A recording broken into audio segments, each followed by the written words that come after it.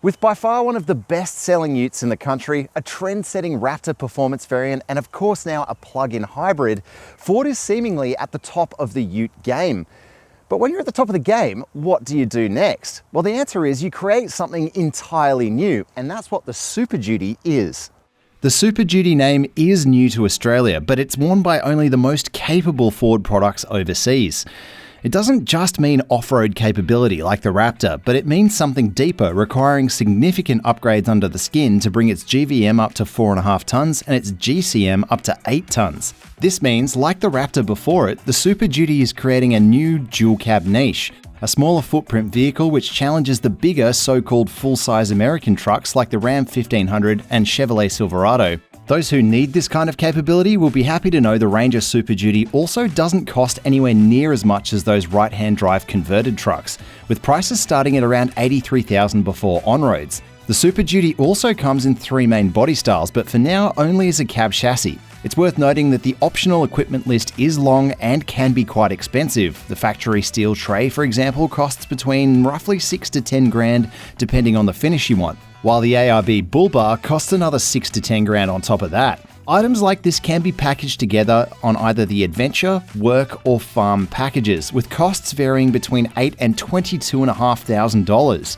An XLT grade and a pickup version will also become available later in 2026. Still, even with some of these easy to get carried away with options, the price tags will land under the $135,000 starting price for a full-size alternative, and nothing else in the mainstream dual-cab segment has anywhere near the Super Duty's capability, unless you consider the Toyota Land Cruiser 70 series, which is comparatively ancient by now.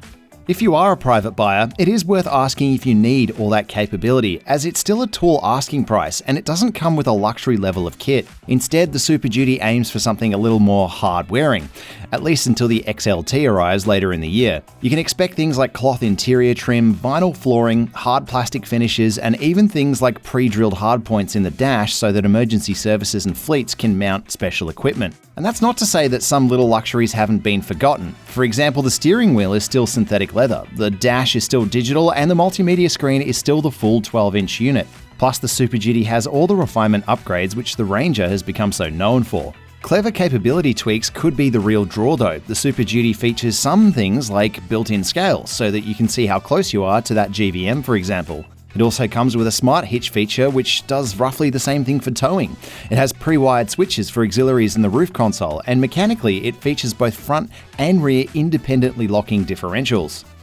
Now you'll have to add the mud and dirt yourself, but obviously the Super Duty looks tough because all of this stuff is designed to be function and form all together. It's wider, it's taller, you can add these bumper bar bits and the tough open grille in there as well. The Ford logo is actually one of the newer pieces. It's that new flat logo like a lot of other manufacturers are doing right now. And obviously you've got this Super Duty logo that sits proud of place on the bonnet here.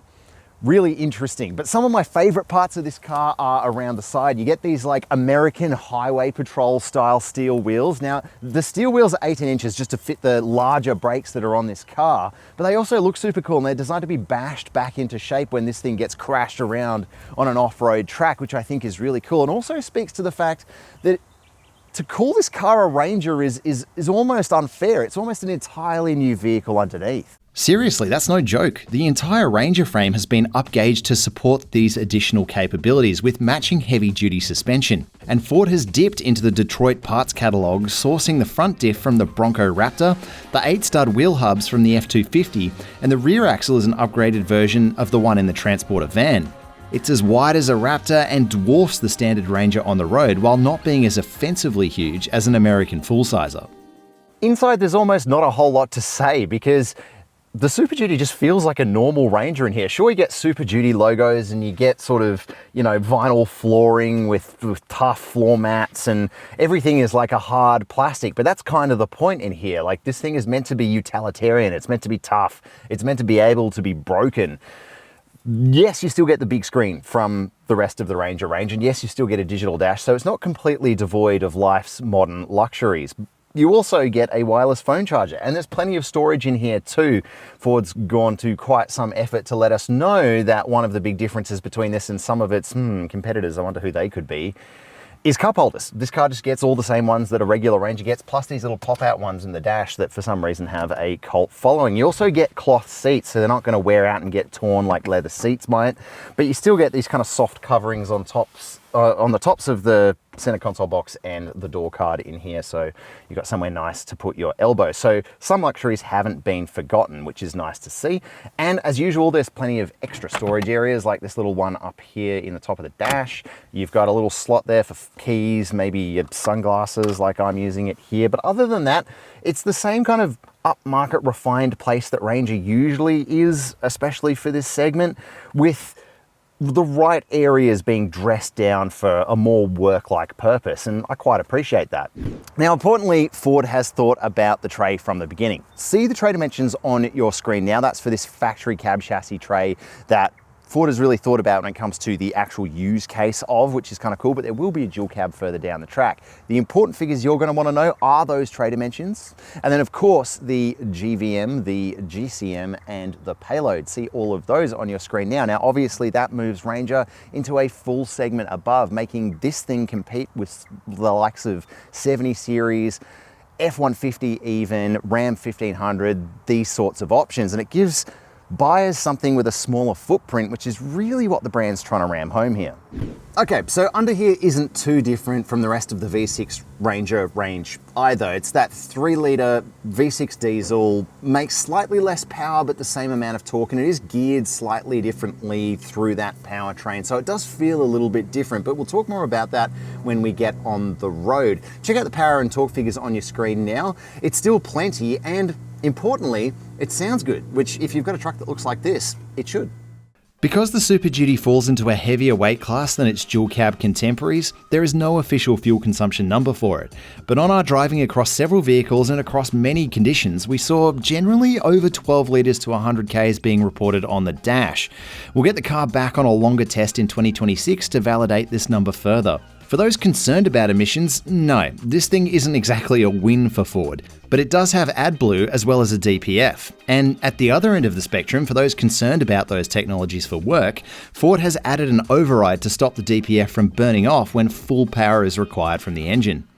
Okay, so the good news with the Super Duty is, even though it's got all these heavy duty upgrades compared to a regular Ranger, it still maintains a lot of the refinement and the nice bits that people have really come to love about Ranger in the first place. Yes, it's not perfect. That ladder chassis jiggle is still there and present, but the feedback from all of the hardware in here is really good. The steering has a really nice sort of lightness to it while maintaining enough of that feel for your off-road scenarios and that sort of high-speed on-road stuff. So if you already own a Ranger or you've had a Ranger before, everything you would have liked about that car is still present here in the Super Duty. Where things start to diverge a bit is in the tuning of the V6 engine for this application. So we actually did do a standing 0 to 100 test in this thing, and it came out as like 14.1 seconds. Wasn't exactly scientific, but at the same time, that is not fast. So with the power downgrade, there's come a bit of a downgrade in terms of performance, like literally performance. It doesn't feel as agile or as rapid as a standard 6-cylinder Ranger, but the torque and the sound of that V6 is still there. They're just applied in a slightly different way. Now, this became more apparent when we were towing. I towed a scissor lift with some extra kit in the tray, and that brought the total GCM that we were dealing with to about 6 tons. And this car felt that. Up the hills, it was making a lot of noise and not going very fast. So it's not as though it's such an overwhelming amount of torque that you're not going to feel things that you're towing like it almost can be with some electric or electrified vehicles, for example. This engine still has to work hard to produce that peak torque number, and it just doesn't have that sort of ultra rapid feeling that you might expect from a 3-litre V6 in 2025. So if you're hoping for Raptor performance in something that's as wide and as tough and as rugged as this, well, it's not quite that, but it's something a little bit different. It's something that's just got that capability rather than that agility. And I think that's okay, but it's also important to note for private buyers who think by buying a Super Duty, they might be getting absolutely everything that Ranger has to offer. Now, elsewhere, Ford has made a point that the seats are just as comfortable as they would be in a regular Ranger, and it's true, they are. They're pretty comfy, and I can see how they'd be fine on a long trip. I mean, we haven't been driving massive freeway stretches in our time with the car on this launch, but on the whole, they're comfy seats. The steering comfort is there. The key touch points when it comes to where you're sitting, your elbows are there too for those longer journeys. So I can definitely see how this thing has its advantages over something like a 70 series. Now, other areas where the Super Duty feels significantly different from a regular Ranger, it just feels more massive. It feels every bit of its extra dimensions. That makes you feel tough on the road, but there's also a certain inertia which comes with that. It does make braking feel like a bit of a task, but it also makes you aware of your surroundings a little bit more, both on and off the road. You know, just because this thing's a little bit wider, it's literally Raptor width. You just have to be a little bit extra cautious about where things are off the road. That having been said, your approach and departure angles are really good, and so is the tire and wheel package. Like, everything is tough on this thing. So dragging it through a few trees probably isn't gonna hurt it, let's be real. When it comes to the off-road stuff, of course the Super Duty is up for the task. They threw some pretty tough challenges at it at this launch event, and we'd like to learn more, taking it off-road ourselves, but the initial impressions are very good. Obviously, you've got massive amounts of sidewall on the tires. The stock AT tire is tough, rugged, has everything you need. You don't need to drive straight to a tire shop, and I guess that's kind of the point with this whole Super Duty theme, is that you can just drive it and it does all of these tough things from the get-go. You don't need to go and then modify it further. And when it comes to those dimensions as well, while it is bigger than a standard Ranger and feels it, it's certainly not the dimensions of an American full-size pickup, like a Ram 1500 or a Ford F-150. It doesn't have that imposing nature when you drive it. And yeah, sure, some people might be searching for that, but for those who want the capability that offers in this footprint, I see the pitch for this vehicle, because it doesn't feel that different from a Ranger, and it has all that refinement. And I guess that's the whole point. So, key takeaways from this review. The Super Duty seems to be as capable as it sets out to be, right? That's the most important thing from the get-go. Yes, it maintains almost all of the refinement of the regular Ranger. That's really important as well, while compromising in a few very small areas. The main one of those areas is just pure performance. It doesn't have that straight line performance or that agility that the regular Ranger is known for, even with this V6 engine. It's just been tuned in a different way, but those are sacrifices that you have to make. And for most people, this is going to be easier to drive than a 70 series or an F-150, and that's the sweet spot that Ford's aiming for. What will be really key for Ford way into the future will be that reliability piece. This V6 engine, yes, it's in a lot of ranges right now, and Ford says that that's giving it a lot of data points and feedback on reliability for this product, but, you know, key rivals for this vehicle have engines which have a pretty good record in Australia, and that's going to be the really key thing that Ford's going to have to prove, whether this engine can keep up in the long term. Another benefit of being based on the Ranger is the Super Duty's array of safety equipment, which is great for a ute. Included is key stuff like auto emergency braking, but there's also things like blind spot monitoring and even a 360-degree camera. Ford has gone to lengths to explain that the rear driver assist tech is packed into a bar which is protected from off-road hits as much as possible, and it's been specifically designed to work with aftermarket accessories, maintaining features like that 360-degree camera. The Super Duty does cost extra to run compared to a regular Ranger, although not astronomically, with service pricing fixed at $469 per 12-month or 15,000 K service interval for the first 5 years. This isn't really much more expensive than the rest of the dual cab crop either, and it's certainly more affordable than a full-size American truck.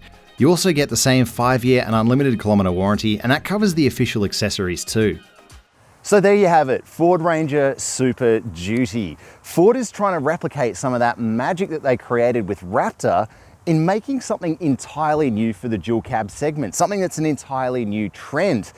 Does it have a place in our market? Well, I can definitely see the pitch when this car's rivals are something that feels really ancient or something that feels way too big for our roads. So I think Super Duty will find its place in the Australian pantheon of utes. What do you think? Tell us in the comments below. Would you pick one of these over something like a Ram 1500 or even an F-150 or something like a 70 series? Or does the old school appeal of 70 series appeal to you more than something that is a modern ute upgraded for those purposes? Tell us as always in the comments below, and remember to check out our full written review over at carsguide.com.au.